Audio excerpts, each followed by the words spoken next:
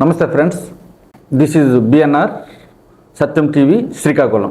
మనతో పాటు senior journalist NVS Prasad గారు, సత్యం పేపర్ ఎడిటర్. నమస్తే. ఈరోజు ఈ చర్చలో ప్రధాన అంశంగా ఉద్యోగులు ఉపాధ్యాయులు కోరుకున్నారో ఓపీఎస్ అనే అంశం వివాదాస్పదమైన స్థితిలో మారింది. దానిపైన సమగ్ర చర్చ దీని ద్వారా వివరించడం. 2017లో ప్రారంభమైన ఈ ఉద్యమం ఓపీఎస్ కావాలనే ఉద్యమం సిపిఎస్గా మారి 2019లో ఒక ఎన్నికల ఎజెండాగా మారిపోయి వైసీపీకి విపరీతమైన ఫ్యాన్ ఫాలోయింగ్ తెచ్చిన ఏదైతే ఈ ఓపీఎస్ అనేది ఈరోజు జీవో నెంబర్ 54 విడుదల చేసి 12వ తేదీ నేను విడుదల చేసింది. అక్టోబర్ 2023 20వ తేదీన ఈ జీవో వచ్చింది. అయితే ఉద్యోగులు ఉపాధ్యాయ సంఘాలు ఉన్నాయో ఏకతాటిపైకి వచ్చి అప్పటి ప్రభుత్వంపై ఒత్తిడి తెచ్చి నిలుపుదల చేయించారు. ఆ ప్రభుత్వం కూడా వెనక్కి తగ్గింది. GPS guarantee pension scheme. ఇప్పుడు ఈ ప్రభుత్వం వచ్చిన వెంటనే, ఏదైతే ఎన్డీఏ ప్రభుత్వం వచ్చిన వెంటనే దీన్ని ఇంప్లిమెంట్ చేయడానికి గజెట్ నోటిఫికేషన్ విడుదల చేసింది. దీనిపైన 2 రోజులుగా రచ్చ సాగుతుంది. అసలుకి ఎందుకు ఈ పరిస్థితి వచ్చింది? ఒక విషయం తమ్ముడు, ఇప్పుడు ఓల్డ్ పెన్షన్ విధానం అమలు చేయడం అసాధ్యమని 2014-19 మధ్యలో చంద్రబాబు నాయుడు గారు చెప్పారు. అయితే ఇది ఎట్టి పరిస్థితుల్లో చెయ్యొచ్చు అని మన జగన్మోహన్ రెడ్డి గారికి ఎవరు చెప్పారో తెలియదు. కానీ 2019 ఎన్నికల ప్రచారంలో ఆయన దీన్ని పెద్ద ఎత్తున ప్రచారానికి వాడుకున్నారు.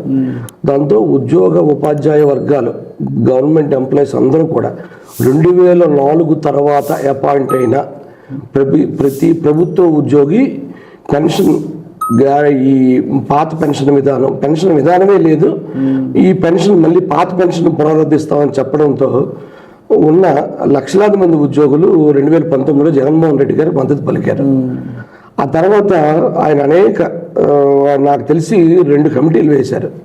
ఎక్కడ కూడా ఉద్యోగులు జీతభత్యాలు ఇవ్వడానికే లేదు, ఇప్పటికే రిటైర్ అయిపోయిన పీపుల్కి మనం ఉత్తినే పోషిస్తున్నామన్న ఒక ఇంచుమించు ఆ ఆలోచనలో రావడంతో ఆయన దాన్ని మేము 99% హామీలు అమలు చేసాం, 1% హామీ అమలు చేయలేపాం అన్న దాంట్లో ఒకటి మద్య నిషేధం, 2 ఓపీఎస్, సిపిఎస్ రద్దు, ఓపీఎస్ అమలు చేయలేకపోయారు.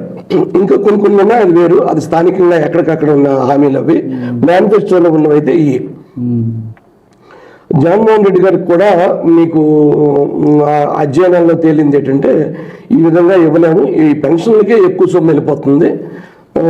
సో ఒకసారి రిటైర్ అయిపోయిన తర్వాత వాళ్ళతో మనం ఏ సర్వీసు చేసుకోవట్లేదు కాబట్టి వాళ్ళకి ఇది ఇవ్వడం సరికాదు అన్న ఒక కోణంలో ఆయన చేస్తే, ఇప్పుడు నన్ను చెప్పిన డేట్లలో విపరీతమైన ఉద్యమాలు జరిగాయి. మారువేషాల్లో చలో విజయవాడ వెళ్ళారు, ఎక్కడికక్కడ గృహ నిర్బంధాలు జరిగాయి. ప్రభుత్వం కూడా ఉద్యోగ సంఘాలతో చర్చలు జరిగాయి. సీఎం కార్యాలయం ముట్టడికి వెళ్ళారు. ఇది చాలా పెద్ద ఎత్తున జరిగింది. అయినా కూడా దీని మీద మళ్ళీ పాత పెన్షన్ విధానాన్ని తీసుకురాలేకపోయింది గత ప్రభుత్వం. దీనికి ఆల్టర్నేటివ్గా జీపీఎస్ గ్యారంటీ పెన్షన్ అనే ఒక స్కీమ్ని మధ్య మార్గంగా ఒకటి డిజైన్ చేసింది. అయితే దీన్ని కూడా ఉద్యోగ సంఘాలు ఆ సమయంలో అంగీకరించలేదు. అయితే ఒక విషయంలో మాత్రం అప్పట్లో ఉద్యోగ సంఘాలు విజయం సాధించాయి. దీన్ని అప్పుడే ఇంప్లిమెంట్ చేయకుండా ఆపగలిగాయి. ఎందుకంటే అప్పుడు రాష్ట్ర ఎన్జిఓ సంఘ అధ్యక్షుడిగా ఉన్న చంద్రశేఖర్ రెడ్డి గారు కానీ మరికొందరు కానీ ఆఫ్టర్ రిటైర్మెంట్ వైకాపాలోకి వెళ్ళారు, సలహాదారులుగా వెళ్ళారు. సో వాళ్ళు చెప్పారు, సార్ ఇది కానీ మనం అమలు చేస్తే మొదటికే మోసం వస్తుంది, దయచేసి దీన్ని అమలు చేయకండి. ప్రస్తుతానికి మళ్ళీ 2024కి దీన్ని ఇలాగా మనం బతికించుదాం సిపిఎస్ని అని. అయితే వాస్తవానికి రాష్ట్రంలో ఉన్న ఆర్థిక పరిస్థితుల దృష్ట్యా పింఛన్ ఇవ్వడం చాలా కష్టమైన పనే. ఎందుకంటే మీకు ఉద్యోగుల జీతభత్యాలకి పెన్షన్లకి రాష్ట్ర బడ్జెట్లో 3 వంతులు వెళ్ళిపోతుంది. 3 వంతులు కాదు, 111% మనకు వచ్చే రాష్ట్ర ప్రభుత్వానికి వచ్చే ఆదాయంలో 111%. అదే మీకు 66,000 కోట్లు పెన్షన్లకి జీతాలకి వెళ్ళిపోతున్నాయి. అదే నేను ఏమంటే రాష్ట్రంకి వచ్చిన ఆదాయాన్ని కేంద్రం పన్నుల రూపంలో ఇచ్చిన ఆదాయం మనం రాష్ట్రంలో వివిధ రూపాల్లో వసూలు చేస్తున్న పన్నుల ద్వారా వచ్చే ఆదాయం, దీన్ని రెండు పద్దులుగా చూస్తూ ఈ రెండు కలిపితే రాష్ట్ర ఆదాయం. ఇప్పుడు రాష్ట్రంలో మనం ఈ కేంద్రం మనం జిఎస్టీ కడతాం, జిఎస్టీలో మన వాటా మనకు పంపిస్తుంది, అది వేరు. ఇప్పుడు మన వాటాలో మనం వసూలు చేస్తున్న వాటాల్లో 3 వంతులు ఈ పెన్షన్లు జీతాలు వెళ్ళిపోతున్నాయి కాబట్టి ఇవ్వలేము. అట్ ది సేమ్ టైం కేరళలో సిపిఎస్ రద్దు చేశారనేది. కేరళ మోడల్ ఏ విషయంలోనూ మనకి వర్తించదు. Not only pensions and salaries. మీరు కేరళలో ఏది తీసుకోండి, నువ్వు ఇప్పటికి 10 సార్లు అయ్యప్ప టెంపుల్కి వెళ్ళావు, విత్ మాలో వితౌట్ మాలో నాకు ఐడియా లేదు కానీ వెళ్ళావు. మీకు ఎక్కడ చూడు కేరళలో వాళ్ళు స్టేట్ క్యాపిటల్ దగ్గర నుంచి నువ్వు ఎక్కడ చూడు మీకు పెద్దగా 100 అడుగుల రోడ్లు ఉండవు, అన్ని చిన్న రోడ్లే. కానీ ఒక బస్సు ఆగితే దాని వెనకనే అన్ని ఆగుతాయి, కానీ ఈ పక్క నుంచి సందుల నుంచి ఎలాగో ఓవర్టేక్ చేసుకొని పోదాం ఉండదు. అది ఎప్పటికీ ఇక్కడ మనకు ఆంధ్రాలో అమలు అవ్వదు. మీరు ఆ మధ్యకాలంలో జగన్మోహన్ రెడ్డి వచ్చిన వెంటనే ఈ హెల్మెట్లు లేవని ఇవన్నీ ఈ పోలీసులు ఒక యాప్ పెట్టి దొంగతనంగా ఫోటోలు తీసి రచ్చ చేసి వేలకు వేలు చేస్తారు, చలనాలు వేస్తారు. ఏమైనా పరిస్థితుల్లో మార్పు వచ్చిందా? రాదు. కేరళలో 100% లిటరసీ. అంటే లిటరసీ అంటే ఆడేదో గ్రంథాలు కాదు, కానీ వాడు సంతకం వాడు పెట్టుకుంటాడు, వాడికి ఇచ్చింది వాడు చదువుకోగలడు వాళ్ళు మదర్ టంగ్ లో.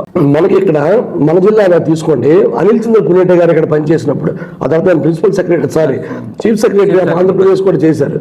ఆయన 5 సూత్రాలు పంచసూత్రాలు పెట్టారు మనకి. అందరూ చదువుకోవాలన్నారు, వయోజన విద్య అన్నారు. ఆ రోజు నుంచి ఈ రోజు వరకు, అంతకుముందు ఇందిరాగాంధీ, సంజయ్ గాంధీ ఏ టైంలో పెట్టినా రాత్రి పాఠశాలలు పెట్టారు. కానీ ఈ రోజుకి మీరు వెళ్ళి చూడండి, మీరు పోస్ట్ ఆఫీస్కి వెళ్తే బాబు మా ఫారం నింపివా అంటారు, బ్యాంక్కి వెళ్తే బాబు ఎక్కడ ఏలుముద్ర వేయాలంటారు, ఆ ఏలుముద్ర అక్కడ వేసి ఆ గోడకు రాసేస్తారు, అది తంబ్ ఇంప్రెషన్. సో ఇది మనకి ఇక్కడ జరిగే పని కాదు. 2 జనాభా పరంగా కూడా మంది ఎక్కువ, కేరళలో ఆ పరిస్థితి ఉండదు. 2 బెనిఫిషరీస్ ఏదైనా ఓ పథకం అమలు చేయాలంటే ఆంధ్రాలో జగన్మోహన్ రెడ్డి గారు చెప్పినట్టు 88% మేము సంక్షేమ పథకాలు అందించామన్నారు. మీరు కేరళ బడ్జెట్ తీయండి, అవ్వదు. మీకు ఇప్పుడు ముఖ్యమంత్రి కంటే 2 స్టెప్పులు ముందుకెళ్తే ఆ ముఖ్యమంత్రి గారి భార్య టీచరు రిక్షాలో స్కూల్కి వెళ్ళిపోయింది, రిక్షాలో ఆవిడ స్కూల్కి వెళ్ళేది. మీకు మన పక్క జిల్లా ఒరిస్సాలో ఆయన ఇల్లే ఉన్నటి వరకు క్యాంప్ కార్యాలయం పట్నాయక్ గారిది.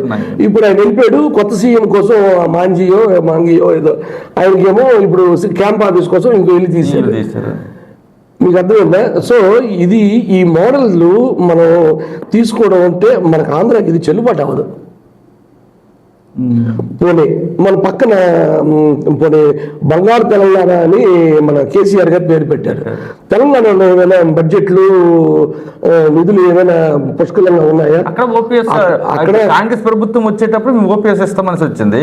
ఇప్పుడు అమలు చేయడానికి నానా తంటాలు పడుతుంది, అమలు చేయలేమని చేతులు ఎత్తే చెయ్యలేరు. ఎందుకంటే ఒక ఉద్యోగి తన జీవిత కాలంలో ఒక 30 ఏళ్ళు 32 ఏళ్ళు సర్వీస్ చేస్తే అందుకున్న దానికంటే ఇప్పుడు మనకి మెడికల్గా మనం బాగా ముందంజలో ఉండడం వల్ల జీవన ప్రమాణాలు పెరిగిపోయి మన లైఫ్ స్పాన్ పెరిగింది. గతంలో 60 ఏళ్ళు ఉండే ఒక సగటు మనిషి జీవితం ఈ రోజు 78 ఏళ్ళకి వెళ్ళింది. 78 ఏళ్ళ వరకు వాడికి పింఛను, ఆ 78 ఏళ్ళ తర్వాత భార్యకి పింఛను. ఏమైనా ఆ భార్య పోతే డిపెండబుల్ కూతురు కొడుకో ఉంటే మళ్ళీ పింఛను. ఇది ఆ రోజుల్లో చెల్లుబాటు అయిన వ్యవస్థ. ఎందుకంటే తక్కువ మంది ఉద్యోగస్తులు ఉండేవారు. మీకు ఒక తహసీల్దార్ ఆఫీస్ తీసుకుంటే మీకు ఎంతమంది ఉద్యోగులు ఉండేవారో నీకు తెలుసు. నువ్వు స్టార్టింగ్ జర్నలిస్ట్గా ఒక 5 ఏళ్ళ క్రితం వచ్చినప్పుడు తహసీల్దార్ ఆఫీస్కి వెళ్తే ఎవరు ఉండేవారో నీకు తెలుసు. ఈరోజు ఎన్ని విభాగాలు వచ్చాయి, ఎంతమంది ఉద్యోగులు వచ్చారు, ఎన్ని వ్యవస్థలు వచ్చింది, కొత్త కేంద్ర ప్రభుత్వం అక్కడి నుంచి ఒక బడ్జెట్ ఇస్తుంది, దానికోసం ఇక్కడ ఒక ఐసిడిఎస్ వచ్చింది. కేంద్ర ప్రభుత్వం అక్కడి నుంచి నిధులు ఇస్తుంది, ఇక్కడ డిఆర్డిఏ వచ్చింది. మళ్ళీ ఇంకేదో ఇస్తుంది, ఇక్కడ డ్రామా వస్తుంది. అంతే. సో ఇవన్నీ పెరిగిపోయి ఇవన్నీ వచ్చిన తర్వాత మీకు పింఛన్లు ఇవ్వడం అనేది దాదాపు అసాధ్యం. అయితే చంద్రబాబు నాయుడు గారు చేసిన మంచి పని ఏంటంటే మేనిఫెస్టోలో మేము సిపిఎస్ రద్దు చేస్తామని పెట్టలేదు. ఎందుకంటే ఈసారి జగన్మోహన్ రెడ్డికి ఓటేయరు ఉద్యోగులు, ఈసారి మాకే ఓటేస్తారు, ఆ మాత్రం దానికి మేము ప్రకటించక్కర్లేదు. ఓటు సిపిఎస్ ఇచ్చినా ఇవ్వకపోయినా, రద్దు చేసినా రద్దు చేయకపోయినా, దీనిలో ఏదైతే కూటమిలో పవన్ కళ్యాణ్ గారు ఉన్నారు కదా, పవన్ కళ్యాణ్ గారు మాత్రం ఈ సిపిఎస్ మీద అక్కడక్కడ కొన్ని దగ్గర మాట్లాడారు.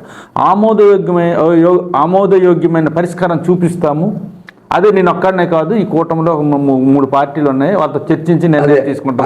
అదే ఆయన కూడా అధికారం వచ్చిన తర్వాత మరి ఆయనలో ఆవేశం లేదు, చాలా సంప్రదాయంగా పద్ధతిగా మాట్లాడుతున్నారు.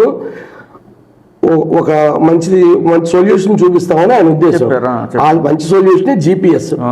మీకు ఎందుకంటే ఈ జీపీఎస్ అనే విధానాన్ని అధ్యయనం చేసి ప్రిన్సిపల్ సెక్రటరీ ముందు పెట్టిన తర్వాత, చీఫ్ సెక్రటరీ గారి ముందు పెట్టిన తర్వాత ఆయన చూసినాక చాలా బాగుంది అని చాలా మంది ఉద్యోగ సంఘాలు ఓపెన్ గా బయటకు వచ్చి బయటలు ఇచ్చారు. ఆర్థిక నిపుణులు కూడా చెప్పారు. కాకపోతే మీరు ఆ గత టీవీలోకి వెళ్తే మీకు బయటలు కనిపిస్తాయి. చాలా మంది ఉద్యోగ సంఘాలు చెప్పారు. సరే, అప్పుడు ప్రతిపక్షంగా టీడీపీ ఉంది కాబట్టి దాన్ని వ్యతిరేకించాలి కాబట్టి వ్యతిరేకించింది. జీపీఎస్ అనే విధానం మేలుగానే ఉందని మనం కూడా ఆఫ్ ది రికార్డ్ కింద మాటలు విన్నాం. అయితే సిపిఎస్ రద్దు అనే ఒక మాట జగన్మోహన్ రెడ్డి గారు వాడారు కాబట్టి జీపీఎస్ ని వీళ్ళు అప్పుడు యాక్సెప్ట్ చేయలేదు.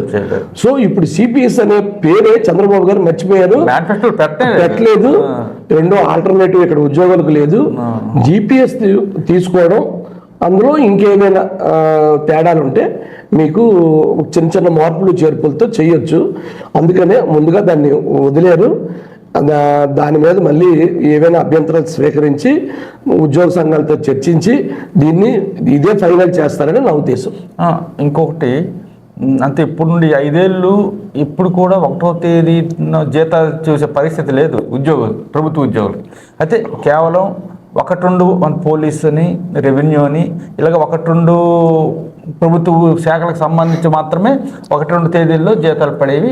మిగతా వారికి విడతల వారీగా 10వ తేదీ 15వ తేదీ వరకు జీతాలు పడేవి. అందులో ఉపాధ్యాయులకైతే 10వ తేదీ తర్వాతే పడేవి. అయితే ఈ ఏడాది ఇప్పుడు ఈ మొదటిసారి ఈ ప్రభుత్వం వచ్చిన ఈ 1వ తేదీనే పేమెంట్స్ అందరికి చేసేసారు. ఆ చేసేసిన వెంటనే దీన్ని ఇంప్లిమెంట్ చేశారు. అది ఏ విధంగా చూడాలి రెండింటిని? అంటే చంద్రబాబు నాయుడు గారికి ఉద్యోగులతో పెట్టుకోకూడదు అన్న విషయం తెలుసు. 2004లో రాజశేఖర రెడ్డి గారు రావడానికి ప్రధానమైన కారణం ఉద్యోగులే, అందులో ముఖ్యంగా టీచర్లే అన్న విషయం చంద్రబాబు గారికి తెలుసు. సో ఈ విషయం తెలిసి కూడా జగన్మోహన్ రెడ్డి గారు 2019-24 మధ్యలో కొన్ని తప్పులు చేశారు. జీతాలు ఇన్ టైంకి ఇవ్వలేదు, మీరు రద్దు చేస్తామన్న సిపిఎస్ రద్దు చేయలేదు, ఇంకా మీకు పిఆర్సీలు, హెచ్ఆర్లు, డిఏలు ఇవన్నిటి కోసం ఎంత తక్కువ మాట్లాడుకుంటే అంత మంచిది. అన్నిటి ఇంకా తిరిగి తగ్గించారు, రివర్స్ చేశారు. సో ఇవన్నీ చేసినప్పటికీ కూడా అంతో ఇంతో చంద్రబాబు గారు అయితే ఇంక చెయ్యరు, ఉద్యోగులు వ్యతిరేకి ఆయన అనే ఒక ముద్ర ఉద్యోగుల్లో ఉన్న సమయంలో ఈయన ఏం చేశాడు, ఉద్యోగులకి ఈ నాడు నేడు పెట్టి మీరు బాత్రూములకు ఫోటోలు తీయండి, ల్యాబరేటరీలు కొడుతున్నప్పుడు ఒకటి తీయండి, జగన్మోహన్ రెడ్డి ఇవన్నీ చేయడంతో ఆయన నువ్వు జీతాలే 1వ తారీఖు ఇవ్వు, మా పిఆర్సీ అడిగితే జైల్లో పెడతావు, మా డిఎల్ అడిగితే రివర్స్ చేసావు, మా సిపిఎస్ రద్దు చేయమంటే మాకు ఇళ్లలోనే బంధించి చేసే అవకాశమే ఇవ్వలేదు, ఇన్ని చేసావు. ఇంక తిరిగి ఈ ఎఫ్ఆర్సీ ఈ ఇంతకుముందు తంబు ఉండేది, ఈ తంపుకి ఏదో బయోమెట్రిక్, ఈ తంపుకి ఎవడో డూప్లికేట్ ఈ ప్రింట్లు తీసి అది ఎవరికో ఇస్తే అందరి తరఫున ఆడే పెట్టేస్తున్నాడని ఎఫ్ఆర్సీ పెట్టాం. ఎఫ్ఆర్సీ పెట్టిన తర్వాత వచ్చినప్పుడు ఎఫ్ఆర్సీ వేయాలి, పోయినప్పుడు మళ్ళీ ఎఫ్ఆర్సీ వేయాలి. ఈ ఎఫ్ఆర్సీ రూరల్లో పడుతుందా అంటే అక్కడ నెట్ సిగ్నల్ ఉండదు. లేదు, ఆ తర్వాత ఆఫ్లైన్ లో కూడా ఆఫ్లైన్ లో పెట్టారు. ఆ ఎఫ్ఆర్సీలో ఈడు పొరపాటున తిరుపతి గుండు కొట్టించుకొని వస్తే ఈడు గుండు చెప్పకుండా యాక్సెప్ట్ చేసింది కాదు, ఈడి మేసాలు ట్రిమ్ చేస్తే యాక్సెప్ట్ చేసింది కాదు, ఈయన ఆప్షన్ కింద చూపించేసేది. ఇలాంటివన్నీ ఆయన హింస పెట్టేశాడు. అయితే ఇప్పుడు మరి ఎఫ్ఆర్సీ అమలు అవుతుంది. అలా ఇప్పుడు ఎఫ్ఆర్సీ అమలవుతుంది, ఎందుకంటే అలవాటు పడిపోయారు కాబట్టి ఇప్పుడు తీసిన విధానం ఆ విధానం తప్పడానికే లేదు. ఎప్పుడు కూడా ఎప్పుడైనా వేసినప్పుడే అది వేప మొక్క తీస్తే అది అమ్మోరు చెట్టు కాబట్టి వేసేసాడు ఆయన. ఇప్పుడు అది అమ్మోరు చెట్టు అయిపోయింది, కొనసాగించడమే దీని పని. కాబట్టి ఇప్పుడు ఇప్పుడు ఈ నాడు నేడు వ్యవహారంలోని ఈ స్కూల్కి మేలు చేద్దామనే ఉద్దేశం ఇంకేదో కానీ ఉపాధ్యాయుల్ని ఆయన విపరీతంగా హింసించేశాడు. చంద్రబాబు నాయుడు గారు 2004కు ముందు ముఖ్యమంత్రిగా ఉన్నప్పుడు విపరీతమైన టెలికాన్ఫరెన్స్లు, విపరీతమైన సమీక్షలు, రాత్రి పగలు తేడా సమీక్షలే. మీకు ఆ టైంలోనే మన కలెక్టరేట్ లో వేరేగా కాన్ఫరెన్స్ హాల్ కట్టారు. అంతవరకు అది వేరే దీని కింద ఉండేది. 24 గంటలు కలెక్టర్ గారు ఎక్కడ ఉన్నారంటే వీడియో కాన్ఫరెన్స్ లేదా టెలికాన్ఫరెన్స్. ఇదే రోజు సమీక్ష చేయడమే. విసిగిపోయేవారు. ఎప్పుడు వస్తాడో తెలియదు, ఎప్పుడు రాడో తెలియదు. ఇంటికి మొగుడు, ఉద్యోగస్తులు మొగుడు. సో అలాంటి పరిస్థితుల్లో జగన్మోహన్ రెడ్డి వస్తే మాకు కొద్ది రిలీఫ్ వస్తుంది. రాజశేఖర రెడ్డి గారు మాకు చాలా రిలీఫ్ ఇచ్చారు, మాకు బాగుంటుందంటే ఈయన మరింత హింసించి పారేశాడు. దాంతో ఓ బాబు నీకు దండని మొత్తం గుద్ది పారేశారు. ఇప్పుడు GPS ఇది కేవలం నాకు తెలిసి ఈ జీవో నెంబర్ 54 ఒక లీక్. ఈ లీక్ తర్వాత ఏం చేస్తారంటే ఉద్యోగ సంఘాలతో మాట్లాడతారు. మాట్లాడినాక ఇప్పుడు జగన్మోహన్ రెడ్డి గారు ఏం చేశారంటే గతంలో 3 సంఘాలను పోషించారు. ఏపీ ఎన్జిఓ సంఘం ఒకటే పూర్వం రాష్ట్రంలో ఉండేది. ఈ ఏపీ ఎన్జిఓ సంఘమే పెద్దది. ఈ ఏపీ ఎన్జిఓ సంఘం నుంచి ఈ రాష్ట్ర విభజన 2014 సమయం ఉద్యమంలో ఆయన పరుచూరి అశోక్ బాబు 6 అడుగుల బుల్లెట్ అని తెర మీదకి వచ్చి ఆ తర్వాత ఎంచక్కగా 2014లో చంద్రబాబు గారు వచ్చిన తర్వాత ఆయన ఎమ్మెల్సీ వెళ్ళిపోయాక ఈ ఉద్యోగస్తులు ఈ యూనియన్ నాయకులు ఏం చేస్తారంటే రాజకీయాలు చేస్తున్నారన్న ఒక కక్షతో ఆయన ఏం చేశాడంటే ఏపీ ఎన్జిఓ సంఘాన్ని ఈ మొత్తం ఉపాధ్యాయ సంఘాలు ఎన్నైతే ఇప్పుడు కమ్యూనిస్టుల ఎఫిలియేషన్ ఒకటి, సోషలిస్టుల ఎఫిలియేషన్ ఒకటి, లోకల్ ఎఫిలియేషన్ ఒకటి ఉన్నట్టు ఈ ఉద్యోగ సంఘాన్ని ఎన్జిఓ సంఘాన్ని కూడా అలాగే చీల్చి పారేశారు. ప్రభుత్వ ఉద్యోగుల సంఘం అంతో పాటు రెవెన్యూ అసోసియేషన్ దాన్ని బలోపేతం చేశాడు. రెవెన్యూ అసోసియేషన్ ఉంది, దాన్ని బలోపేతం చేశాడు. చేసి అలాగే మళ్ళీ సచివాలయం ఉద్యోగుల సంఘం ఎప్పుడూ ఉంది.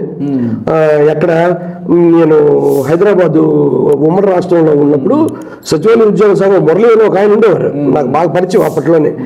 ఆయన సచివాలయ ఉద్యోగ సంఘం ఏం చేసేదంటే సచివాలయ ఎంప్లాయీస్ అసలు ఎప్పుడు ఎన్నిక జరిగిందో తెలియదు.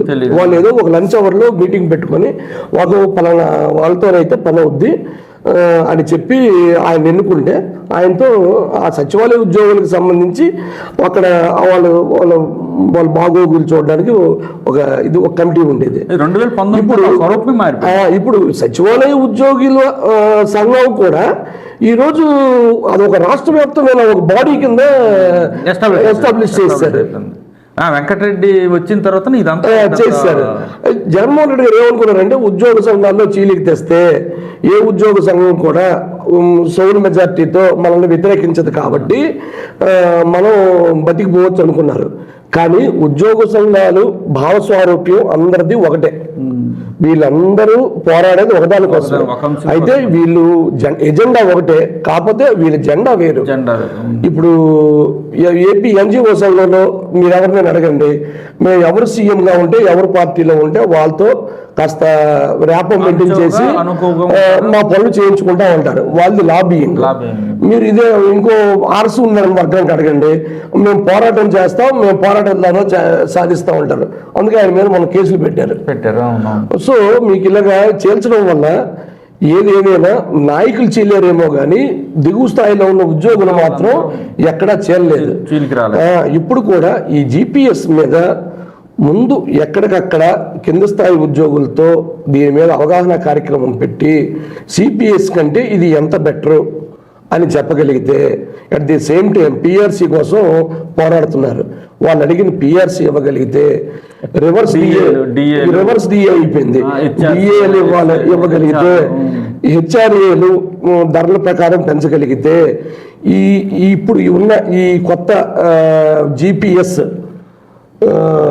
గ్యారంటీ పెన్షన్ స్కీమ్ ని ఉద్యోగస్తులు ఆమోదిస్తారని నేను భావిస్తున్నాను. ఇంకో ప్రధాన అంశం ఏంటంటే నిరుద్యోగ సమస్యకు సంబంధించి మెగా డిఎస్ఏ అని చెప్పి 16,000 పోస్టులకే ఇచ్చారు. అంతే, అందరూ ఏమనుకున్నారంటే 25,000 పోస్టులు ఇస్తారు అనేసి ఒక ఆలోచనతో ఉన్నప్పుడు వీళ్ళు కేవలం 16,000 పోస్టులకి ఇచ్చారు. అది గత ప్రభుత్వం దిగిపోతూ ఇచ్చిన 6,000 పోస్టులను కూడాను దీన్ని మెర్జ్ చేశారు. ఆ నోటిఫికేషన్ వచ్చే దీనిలో మెర్జ్ చేశారు. దీన్ని ఎలా చూడాలి? మెగా డిఎస్ అని చెప్పి ఇది కేవలం 16,000కి ఇవ్వడానికి.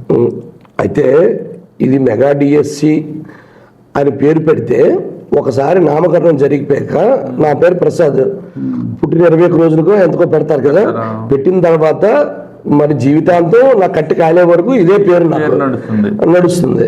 మళ్ళీ ఎవరు మన ఈయనలాగా ముద్రగడ పద్మనాభం నాకు ఎజిడి పెట్టి పేరు మార్చుకుంటే తప్ప ఈ పేరుతోనే నడుస్తుంది. అయితే దీన్ని మెగా డిఎస్సి అని ఒకసారి అనేసిన తర్వాత మీకు ఇదే ఇంకలా రన్ అయిపోద్ది. మెగా డిఎస్సి వేసాం అని 2029 వరకు. అయితే ఇక్కడ మెగా డిఎస్సి అని క్లెయిమ్ చేసుకోవడానికి ఒక అవకాశం జగన్మోహన్ రెడ్డి ప్రభుత్వం ఇచ్చింది దానికి. ఎందుకంటే మీకు లాస్ట్ టైం వాళ్ళు వేయలేదు. లాస్ట్ టైం ఆయన ఉన్న 5 ఏళ్ళు ఈ నోటిఫికేషన్ అనేది వేయలేదు. సో వీళ్ళు 2 పోస్టులు వేసినా అది మెగాయే, ఎందుకంటే అక్కడ సున్నా కదా, సున్నా కన్నా ఒకటి ఎక్కువ కాబట్టి అది మెగానే. ఇది అయితే ఇప్పుడు ఇంకో కీలకమైన నీ ప్రశ్నలోనే అనుబంధంగా ఇంకోటి ఉంది. ఇది మరి మిగతా పోస్టులు ఇన్ని ఖాళీలు ఉంటే 16,000 వేశారు కదా అని, మిగతావి కూడా కోర్టు కేసుల్లో ఉన్నాయి 2. ఇప్పుడు కేంద్ర ప్రభుత్వం నూతన విద్యా విధానం అమల్లోకి తెచ్చింది. ఇప్పుడు 1 నుంచి 5 వరకు మనం చదివాము ఎలిమెంటరీ, 6 నుంచి 10 వరకు చదివాము high school, inter first year second year +1 2 కలిపి జూనియర్ అన్నాం, తర్వాత 3 ఏళ్ళు డిగ్రీ అన్నాం. ఇప్పుడు ఈ విధానం మారింది. ఇప్పుడు కింద అంగన్వాడీ దగ్గర నుంచి పైన పీజీ వరకు ఈ స్కూల్ ప్యాటర్న్ మారింది. సో ఈ స్కూల్ ప్యాటర్న్ మారింది, సిలబస్ మారింది. సో ఇప్పుడు ఏ స్కూళ్ళు ఏమవుతున్నాయి అనే లెక్క తేలితే గానీ మిగతా పోస్టులు వేయలేరు. సర్దుబాట్లు ప్రస్తుతానికి జరగాలి. జరిగి ఓవరాల్ గా స్కూళ్ళ లెక్క తేలాలి. ఒక ప్రైమరీలో ఎన్నున్నాయి, ఇప్పుడు పేర్లు మార్చారు, ప్రైమరీలో ఎన్నున్నాయి, హై స్కూల్లో ఎన్నున్నాయి, అప్పర్ ప్రైమరీలో ఎన్నున్నాయి, ఇలాగా లెక్క పెట్టుకున్న తర్వాత దేనికి ఎవరు క్వాలిఫైడ్ దాని ప్రకారం వీళ్ళేంటి టెట్టా స్లెట్టా నెట్టా ఏం పాస్ అవ్వాలి. ఓన్లీ బీఈడి ఉంటే సరిపోద్దా, ఎంఈడి ఉండాలా, పిహెచ్డి కూడా ఉండాలా? ఎందుకంటే మీకు ఇప్పుడు హై స్కూల్లోనే ఇంటర్మీడియట్ వచ్చింది, ఇంటర్లోనే డిగ్రీ వచ్చింది, మీకు అందులోనే మళ్ళీ పీజీ కలిసిపోయింది. సో వీడు ఇంటర్మీడియట్ క్లాస్కి వెళ్తాడు, ఈ లెక్చరర్ డిగ్రీకి వెళ్తాడు, పీజీకి వెళ్తాడు. సో వీడి క్వాలిఫికేషన్ ఏంటి ఉండాలి, వీడు ఏ టెస్ట్ రాయాలి, ఈ టెస్ట్ రాసిన దానికి ఏం పేరు పెట్టాలి. సో ఈ క్లమ్జీ ఉంది. ఈ క్లమ్జీ వల్లే జగన్మోహన్ రెడ్డి గారు పూర్తి స్థాయిలో ఇదంతా ఏదో తేలిపోద్ది వేసేద్దామని కోణంలో ఆయన ఆగిపోయాడు. కానీ ఉన్నంత వరకు ఖాళీలు భర్తీ చేసి ఉంటే ఇంకోలా ఉండేది. సో సచివాలయాలు వేసాం కదా, ఆ ఓట్లు మనకు పడతాయని టీచర్ వదిలేశాడు. ఈ రోజు ఈ రాష్ట్రంలో పోలీస్ కానిస్టేబుల్ టీచర్లు ఉద్యోగాలు తీస్తేనే ఉద్యోగాల భర్తీ జరిగినట్టు. అది కాకుండా మీరు సందుకు 50 ఇళ్ళకు ఒక ఐఏఎస్ వేసినా అది ఉద్యోగాల కిందకి మన ప్రజలు గుర్తించరు, దాన్ని స్వీకరించరు. సో టీచర్ ఉద్యోగాలు తీగిపోవడం, ఈ 16,000కి నోటిఫికేషన్ వేసినా దాన్ని మెగా అనడానికి కారణం అదే.